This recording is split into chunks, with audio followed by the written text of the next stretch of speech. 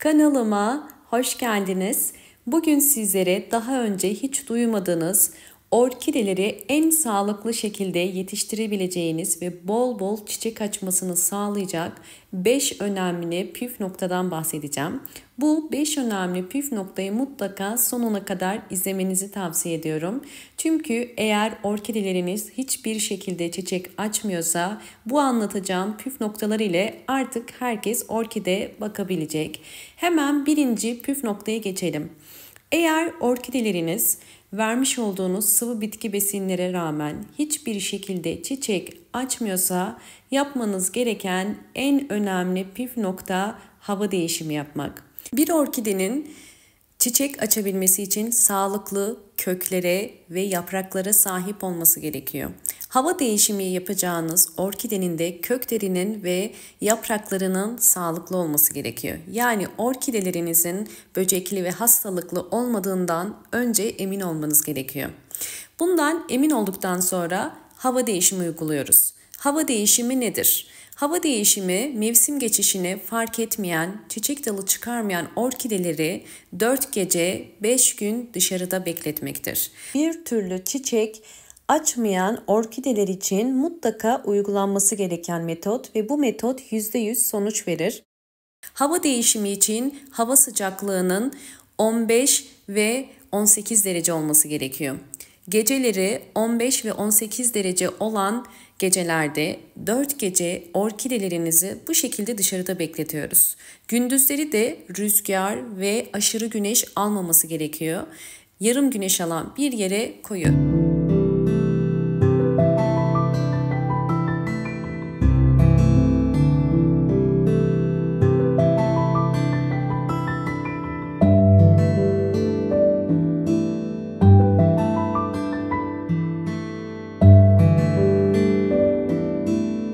4 gece ve 5 gün sonunda bu şekilde sağlıklı olan orkidelerinizi artık içeri alacağız. Yani günlerce, haftalarca bekletmiyoruz. Orkide bakımında ikinci önemli püf noktaya geçiyorum. Bunun için limon kullanıyorum. Sizler normal sarı limonları da kullanabilirsiniz. Bir yemek kaşığı kadar limon suyunu sıkıyorum. Bir kasenin içerisine bir yemek kaşığı kadar limon suyunu koyup üzerine 200 milim su koyacağım. Ve bu suyun içerisine yaprakların daha canlı ve parlak olabilmesi için nem yağı koyacağım. Nem yağı şart değil. Nem yağı natural ürünler satılan marketlerde bulabilirsiniz. Nem yağınız yoksa sadece limon suyu da bu işi yapabilirsiniz. Özellikle orkide bakımında en önemli püf noktalardan yaprakların altlarını kontrol edip böcek ve hastalık olup olmadığını bakmamız gerekiyor. Bunun için bir pamuğu hazırlamış olduğumuz bu suyun içerisine daldırıp orkidelerin yapraklarını muhakkak hava değişimi sonrasında hem üstten hem de alttan silmeniz gerekiyor. Orkideler eğer çiçek dalı çıkarmıyorsa bir hastalık ya da böcek olabileceğini gösterir bu durum. Bu yüzden sizlere tavsiyem orkidelerinizi mutlaka ayda bir kere yapraklarını kontrol edin ve bu şekilde ayda bir kere limon suyu ile orkidelerinizin yapraklarını hem üstten hem de alttan silin. Böylelikle orkideleriniz daha sağlıklı olacaktır. Ve bu işlemi bütün yapraklara uyguluyorum. Videomu buraya kadar izlediyseniz ve beğendiyseniz hemen beğen tuşuna basıp kanalıma da abone değilseniz eğer bana destek olmak için abone olup ve bildirimlerden haberdar olmak için sağ köşedeki zil sesini de açık konuma getirebilirsiniz.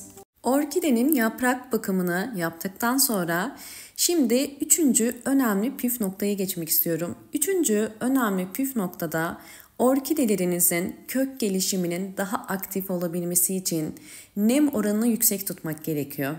Orkideler nemi seven bitkilerdir. Bu yüzden nem dengesini sağlayabilmek için ikinci saksı kullanmanız gerekiyor.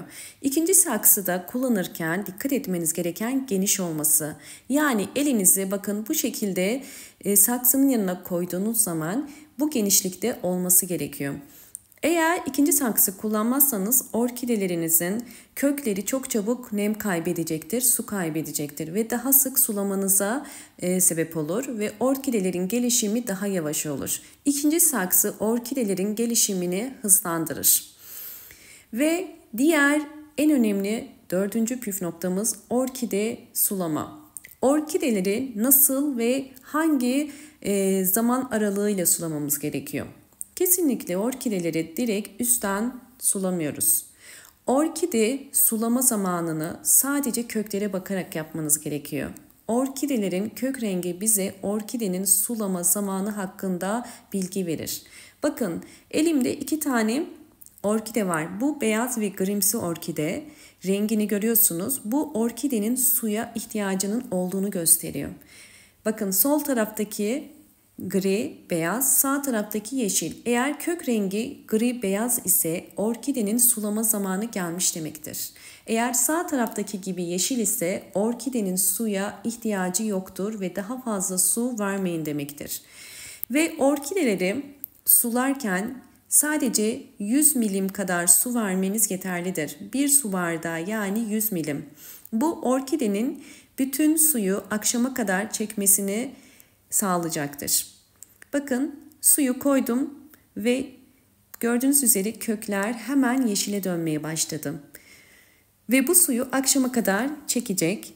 Sizlere özellikle orkidenin bir gün sonraki su çekimini de göstermek istiyorum. Kesinlikle çok fazla su orkidenin köklerinin çürümesine sebep olur. Bakın bir gece bekledi ve kök rengi yeşile döndü. Kök rengi bu şekilde yeşil iken su verirseniz kökler çürümeye başlar. Bu yüzden çok fazla su vermiyoruz. Bakın saksı içerisinde bir gün sonra kesinlikle su kalmadı. Yine çok yanlış bilinen orkideyi günlerce saksı içerisindeki su ile bekletmiyoruz. Fazla su verirseniz bu şekilde su kalır ve orkide günlerce bu suyun içerisinde kalırsa kökleri çürür ve yaprakları sararmaya, çiçekleri dökülmeye başlar. Eğer orkideye fazla su verdiyseniz bir gün sonra fazla olan suyu mutlaka bu şekilde döküp orkidenizi saksı içerisine koymanız gerekiyor. Benim verdiğim ölçüyle yaparsanız bir gün sonra su kalmayacaktır. Bu da yine orkidenin çiçek açması için en önemli püf noktalardan. Son olarak orkideleriniz eğer ki çiçek açmıyorsa yine dikkat etmeniz gereken bol ışık alması gerekiyor. Orkide nerede ve nasıl konumlandırılmalı? Orkide mutlaka bol ışık alan bir pencere kenarına konumlandırmanız gerekiyor.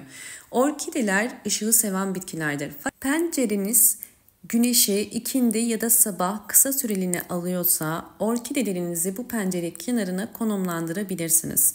Bol ışık alan ve kısa süreliğine güneş alan orkidelerin çiçek sayısı çok daha fazla olur. Bakın bu sadece ikindi güneşini alan bir pencere ve gördüğünüz üzere orkideler bol çiçekli. Çiçek sayısının fazla olması tamamen orkidenin bol ışık almasıyla doğru orantılıdır. Bu anlattığım püf noktalara dikkat ederseniz orkideleriniz bol bol çiçek açacaktır. Çiçek açmayan orkide yoktur. Bunu unutmayın. Son önemli 5. püf nokta ise orkidelere sıvı bitki besinleri yani gübre vermek. Ben evde doğal gübreler hazırlıyorum. Muz kabuğu suyu hazırlayacağım sizler için. Fakat sizler kanalımdaki bütün tarifleri uygulayabilirsiniz. Orkidelere bu anlattığım bütün püf noktalara dikkat ettikten sonra ayda bir kere mutlaka sıvı bitki besinleri verin. Bir muzun kabuğunu bakın 200 milim suyun içerisine koyuyorum ve bir gece bekletiyorum. Bir gece sonunda bu suyu bütün evdeki çiçeklerinize ve orkidelere gübre olarak verebilirsiniz. İsterseniz pirinç suyu, isterseniz aloe vera suyu hepsini dönüşümlü olarak verebilirsiniz. Her bir saksı için 5 yemek kaşığı idealdir. Hiçbir zaman gübreyi çok fazla ve çok sık aralıklarla vermeyin. Ayda bir kere gübre vermeniz orkideler için yeterli olacaktır.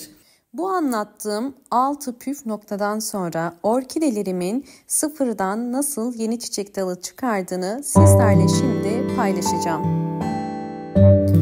Videomu buraya kadar izlediyseniz ve beğendiyseniz hemen beğen tuşuna basıp kanalıma da abone değilseniz eğer bana destek olmak için abone olabilirsiniz.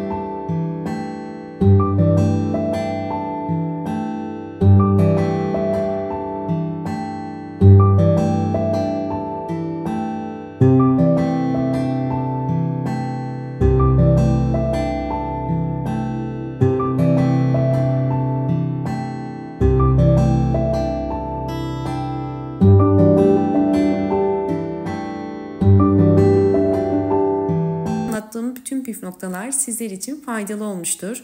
Videomu buraya kadar izlediyseniz ve beğendiyseniz hemen beğen tuşuna basıp kanalıma da abone değilseniz eğer bana destek olmak için abone olursanız çok mutlu olurum.